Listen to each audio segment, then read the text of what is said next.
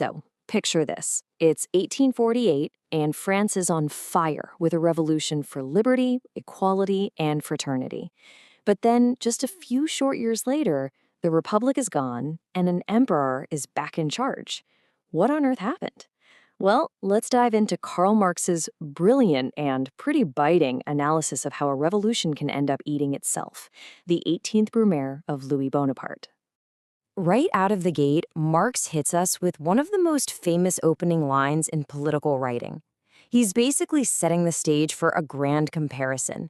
Think of it like a Hollywood movie. The first French Revolution in 1789, that was the epic, world-changing tragedy. But the 1848 version, Marx says that was the cheap, ridiculous sequel, a farce. And that really is the central puzzle we're trying to solve here. How do you go from these incredible ideals of freedom all the way to Napoleon's nephew, Louis Bonaparte, staging a coup and becoming an authoritarian ruler? According to Marx, the answer isn't just about one man's ambition. Oh no, it goes much, much deeper, right into the heart of society's conflicts. To figure out why it all failed, Marx says we first have to look backward. He makes this fascinating point that revolutionaries, especially when things get chaotic, don't just invent something totally new. Instead, they kind of look to history for a script to follow. I mean, what a line, right? Marx says that in these moments of crisis, we conjure up the spirits of the past. We borrow their names, their slogans, even their costumes. He compares it to someone learning a new language who keeps mentally translating everything back into their native tongue. They might be saying the words of revolution, but they're thinking in the language of the past. And this slide just lays out the difference perfectly. See, back in 1789, talking about the Roman Republic was heroic. It was authentic. It served a real purpose, which was to build a brand new society. But in 1848, it was just parody. It was like they were wearing historical costumes but had forgotten why. They weren't channeling the spirit of revolution, they were just summoning its ghost. So, if the revolutionaries were just actors in a historical play, what made the whole thing end so badly? For Marx, the answer is all about the messy, brutal clash between France's different social classes, a clash that actually sent the revolution spinning in reverse. Now, this is a really crucial point.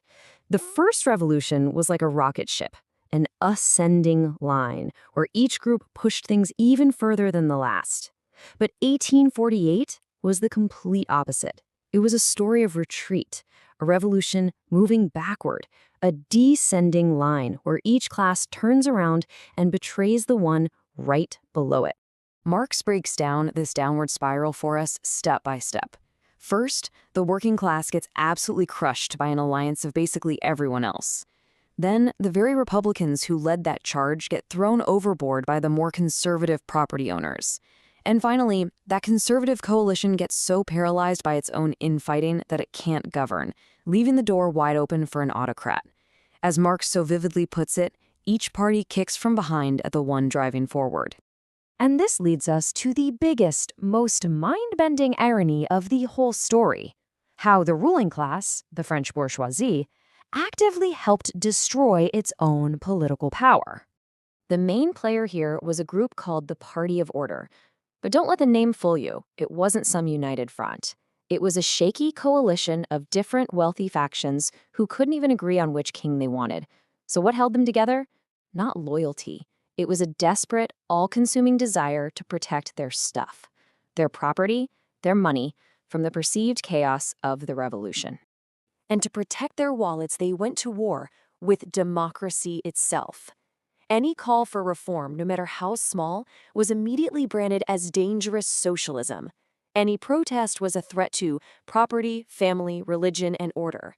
So in their panic, they started tearing down the very democratic freedoms that had secured their own power in the first place.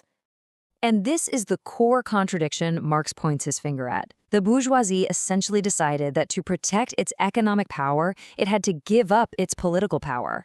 It's an incredible thought, really. To save their purse, they had to forfeit the crown. They were willing to give up their right to rule as long as someone else would step in and enforce order at any cost. And if you want to see the most blatant example of this, just look at the Electoral Law of May 31, 1850. With this one move, the Party of Order wiped 3 million people, mostly workers, right off the voting rolls. They literally abolished universal suffrage just to keep their majority in parliament, a decision that would absolutely come back to haunt them. So you've got a society in total chaos. The working class is defeated, the Republicans have been pushed out, and the ruling class is busy demolishing its own political house. This created the perfect political vacuum, just waiting for someone like Louis Bonaparte to step right in. Marx is really clear on this point.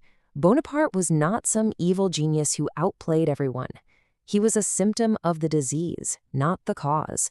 He was just an opportunist, an adventurer who saw the massive void that the warring classes had created and simply walked into it. Society was so fractured it just couldn't govern itself anymore. And he was able to do this because he was a master of being all things to all people.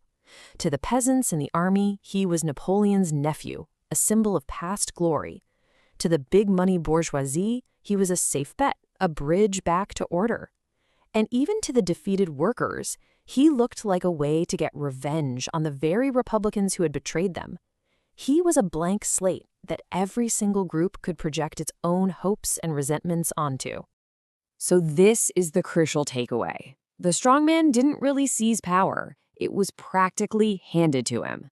French society, just exhausted by all the pointless infighting, basically gave up. By tearing down their own democratic institutions and betraying each other at every turn, they effectively served up the state to an autocrat who promised to save them from themselves. Now, Marx wrote all this more than 170 years ago, but it leaves us with a pretty provocative question for our own time, doesn't it? When we see political movements today, reaching for old slogans, old symbols, old enemies, are we really watching the spirit of something new? Or are we just watching its ghost?